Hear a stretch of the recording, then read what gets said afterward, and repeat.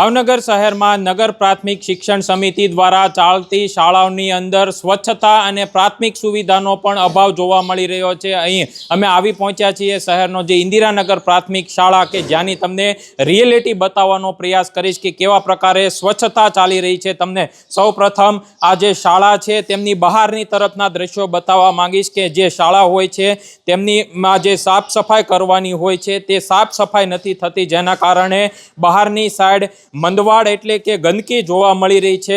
સ્વચ્છ જે શાળા હોય છે તેનું સ્લોગન લગાવવામાં આવે છે, પરંતુ આ જે બાળકો છે તે માંદગીની અંદર અભ્યાસ કરતા હોય તે પ્રકારની પરિસ્થિતિ ભાવનગરની અલગ અલગ શાળામાં જોવા મળી રહી છે। અનેક શાળા એવી છે કે જ્યાં વોટર કુલર બંધ છે, અનેક શાળા એવી છે કે જ્યાં આરઓ પ્લાન્ટ બંધ છે। અહીં અત્યારે તમે દ્રશ્યો જે જોઈ રહ્યા છો તે ઇન્દિરાનગર પ્રાથમિક શાળાની અંદર અમે અત્યારે આવી પહોંચ્યા છીએ કે જ્યાં સુવિધાનો અભાવ છે। એક તરફ આજે મીટર છે તેના પણ તમે દ્રશ્યો જોઈ શકો છો કે કયા પ્રકારે બેદરકારીના આ દ્રશ્યો છે તે જોઈ શકાય છે। અહીં જો વિદ્યાર્થી છે તે આ લોખંડની જાળીને અડે તો કદાચ અર્થિંગ પણ આવે તે પ્રકારની પરિસ્થિતિ જોવા મળી રહી છે। આ પણ રિપેરિંગની તસદી છે તે આ નગર પ્રાથમિક શિક્ષણ સમિતિ લઈ રહ્યું નથી। તમને હવે અંદર તરફના પણ દ્રશ્યો છે તે બતાવવાનો પ્રયાસ કરીશ। જ્યારે અમે અહીંયા આવ્યા હતા ત્યારે આ જે કમ્પાઉન્ડર હોલ આવેલો છે કે જ્યાં બાળકો અભ્યાસ કરતા હતા, પરંતુ જ્યારે મીડિયાની ટીમ આવી ત્યારે આ જે બાળકો છે તેમને પહેલા માળે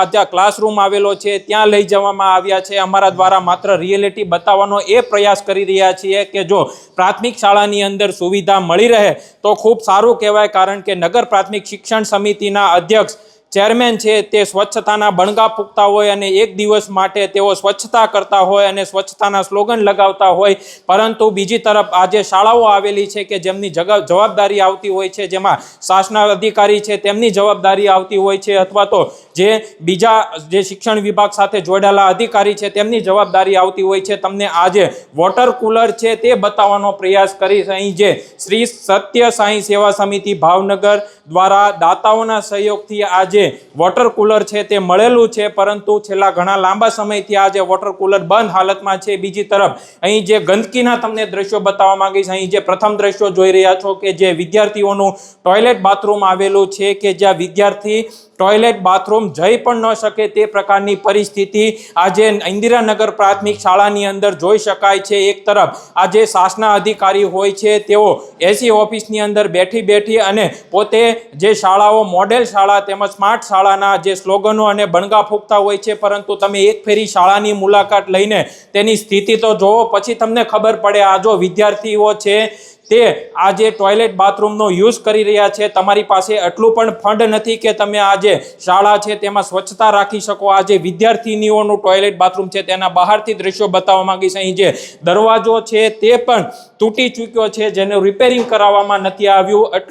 એટલું જ નહીં, આ જે શાળા આવેલી છે તેમાં કેવા પ્રકારનો ભેદભાવ રાખવામાં આવે છે। આ વિદ્યાર્થીઓનું જે ટોયલેટ બાથરૂમ છે તે છે અને અહીં જે વિદ્યાર્થીઓ આવેલા છે તેમનું ટોયલેટ બાથરૂમ છે, અને જે શિક્ષકો છે તેમની માટેની અલગ સુવિધા છે તે આ શાળાની અંદર કરવામાં આવી છે। જો આ જે શિક્ષકો છે તેમની માટેની સુવિધા છે, જો શિક્ષકો પોતાના વિદ્યાર્થીઓનું હિત ન જાળવી શકે અથવા તો હિત ઈચ્છી ન શકે તો કેવા પ્રકારની સુવિધા નગર પ્રાથમિક શિક્ષણ સમિતિ આપી રહી છે। એક તરફ કરોડો રૂપિયાનું બજેટ છે તે શિક્ષણ પાછળ ફળવાતું હોય છે, પરંતુ આપ આ દ્રશ્યો જોઈ શકો છો કે ભાવનગરની અંદર દીવા નીચે અંધારું જોવા મળી રહ્યું છે। અત્યારે અમે એપિસોડ કરી રહ્યા છીએ ત્યારે આચાર્ય અથવા તો શિક્ષક દ્વારા સૂચના આપવામાં આવી હોય ત્યારબાદ આ તમે દ્રશ્યોમાં જોઈ શકો છો કે ફટોફટ સફાઈ કરવામાં આવી રહી છે। જો આ સફાઈ અગાઉ કરવામાં આવે તો કદાચ વિદ્યાર્થી છે તે માંદગીમાં ન સપડાય અને સ્વચ્છ વાતાવરણની અંદર તેઓ અભ્યાસ કરી શકે, પરંતુ આ જે શાળાઓ આવેલી છે કે જ્યાં મોટા ભાગની શાળાઓની અંદર સ્વચ્છતાનો અભાવ જોવા મળી રહ્યો છે, આ વહેલી તકે સુધારવાની જરૂર છે, કારણ કે નગર પ્રાથમિક શિક્ષણ સમિતિ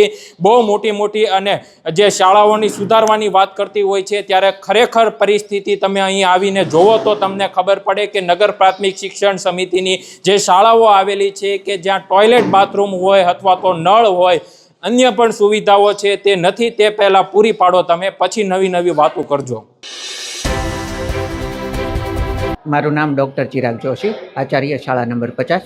સાહેબ, અત્યારે પ્રાથમિક શાળાની અંદર રિયલિટી ચેક કરવામાં આવી હતી, તો તમે આરઓ પ્લાન્ટ શા માટે ઉપરથી લઈ અને નીચે રૂમની અંદર તાળું મારી દેવાની ફરજ પડી? આરઓ પ્લાન્ટ લીધેલ નથી, આરઓ પ્લાન્ટ ચાલુ છે, આપ પાછળ જોઈ શકો છો।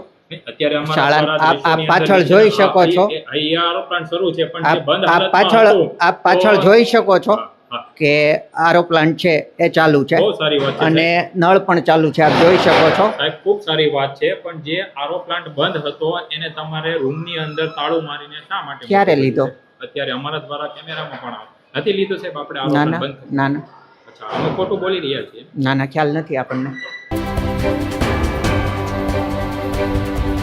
ભાવનગર શહેરની અંદર સરકારી કાર્યક્રમમાં જે તાઇફાઓ કરવામાં આવે છે, જેમાં કરોડો રૂપિયાનો ખર્ચ કરવામાં આવે છે, પરંતુ બીજી તરફ ભાવનગર શહેર નગર પ્રાથમિક શિક્ષણ સમિતિની જે શાળાઓ આવેલી છે કે જ્યાં પ્રાથમિક સુવિધાનો પણ અભાવ જોવા મળી રહ્યો છે. તમને અત્યારે દ્રશ્યો બતાવવા માંગીશ. ડોક્ટર એપીજે અબ્દુલ કલામ કુંભારવાડાની જે શાળા નંબર 5051 ની અંદર આવ્યા છીએ. તમે આ દ્રશ્યો જોઈ શકો છો કે અહીં રિયાલિટી દરમિયાન પાણીની સુવિધા એક પણ નળની અંદર જોવા મળી રહી નથી.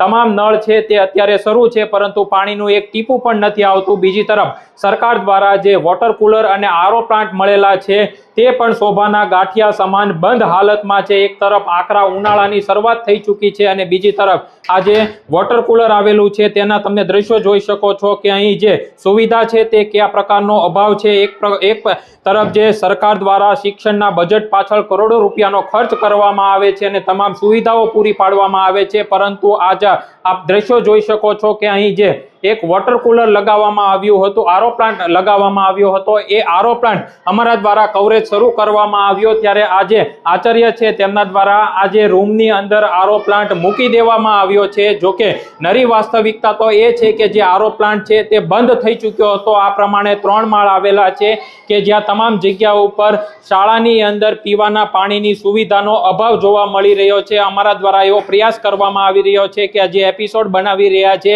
તેના કારણે જે નગર પ્રાથમિક શિક્ષણ સમિતિ છે તે આંખ ઉગાડે અને આ પ્રકારે પ્રાથમિક શાળાઓ હોય છે કે જ્યાં સુવિધા પૂરી કરે. એક તરફ જે તમે તાઇફાઓ કરો છો કે જ્યાં કરોડો રૂપિયાનો ખર્ચ કરો છો, પરંતુ બીજી તરફ તમે કોઈ દી નગર પ્રાથમિક શિક્ષણ સમિતિની શાળાની મુલાકાત નહીં લીધી હોય એટલે તમને કદાચ ભાવનગરના નેતાને અથવા તો ભાવનગરના જે શાસના અધિકારીઓ હોય અથવા તો જે શિક્ષણ સમિતિના અધ્યક્ષ કે ચેરમેન છે તેમને ખબર નહીં પડતી હોય કે ભાવનગરની અંદર તેમની શાળામાં વિદ્યાર્થીઓને પીવાનું પાણી પણ નથી મળતું. અહીં જે ફર્સ્ટ ફ્લોરની અંદર તમને દ્રશ્યો બતાવવા માંગીશ કે અહીં જે વોટર કુલર જે મળેલું છે જેમાં કુંભારવાડા વોર્ડ નંબર જે આવેલો છે ત્યાંના નરેશભાઈ કે ચાવડાની ગ્રાન્ટમાંથી 2023-24ની ગ્રાન્ટમાંથી આ જે વોટર કુલર છે તે મળેલું છે, પરંતુ તમે જોઈ શકો છો કે અહીં વાયર પણ બહાર છે, કારણ કે આ જે વોટર કુલર આવેલું છે તે લાંબા સમયથી બંધ છે અને અહીં જે નળની સુવિધા હોય છે તેમાં પાણીનું એક ટીપું પણ નથી આવી રહ્યું. જો કે આચાર્ય છે તેઓ કહી રહ્યા છે કે હાલ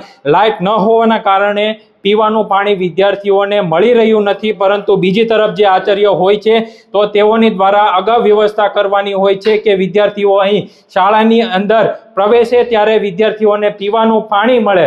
પરંતુ આપ આ દ્રશ્યોની અંદર જોઈ શકો છો કે કુંભારવાડા પ્રાથમિક શાળા આવેલી છે કે ત્યાં વિદ્યાર્થીઓને પ્રાથમિક સુવિધાનો જ અભાવ જોવા મળી રહ્યો છે.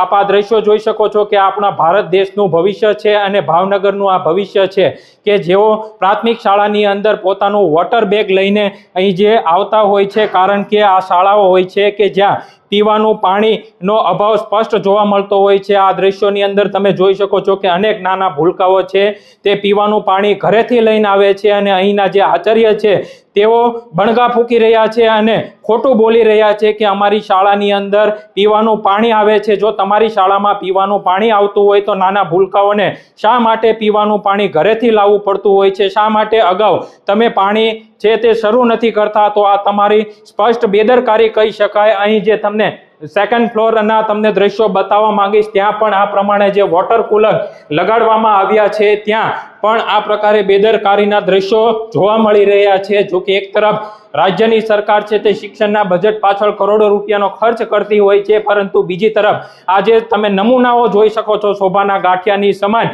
કે જે મહાનગરપાલિકાનું શિક્ષણ સમિતિ આવેલી છે કે જેમના દ્વારા આજે આરો પ્લાન્ટ અને વોટર કુલિંગ લગાડવામાં આવ્યા છે તેમાં કેવા પ્રકારની પરિસ્થિતિ છે. જો અહીં સ્વચ્છતા પણ નથી થતી, જેના કારણે દૂષિત પાણી હોય તે પ્રકારના દ્રશ્યો આ જે શાળા છે તેની અંદર જોવા મળી રહ્યા છે. મોટા ભાગના જે આ નળ છે તેમાં પાણીનું એક ટીપું પણ નથી આવી રહ્યું. આ છે ડોક્ટર એપીજે અબ્દુલ કલામ પ્રાથમિક શાળા કે જેની નરવી વાસ્તવિકતા આ પ્રમાણે જોવા મળી રહી છે. જો સરકાર પ્રયાસ કરતી હોય છે તો તેમનો પ્રયાસ ક્યાંક ને ક્યાંક સાર્થક જાય તે પ્રકારના પ્રયાસો થવા જોઈએ, પરંતુ અહીં તમે દ્રશ્યોમાં જોઈ શકો છો કે જે પ્રાથમિક શાળાની અંદર પીવાની પાણીની સુવિધા હોય તે પણ ઉનાળાના આ જે કપરા તડકાની અંદર વિદ્યાર્થીઓને નથી મળી. તો તમે તાઇપા પાછળ કરોડો રૂપિયાનો ખર્ચ કરો છો, તેના બદલે નગર પ્રાથમિક શિક્ષણ સમિતિની જે પ્રાથમિક સુવિધા હોય છે તે પૂરી કરો, પછી તમે તાઇપાઓ કરો અને કરોડો રૂપિયાનો વેડફાટ કરો. પહેલા તમે નાના ભૂલકાઓ છે તેની માટે સુવિધા પૂરી પાડો.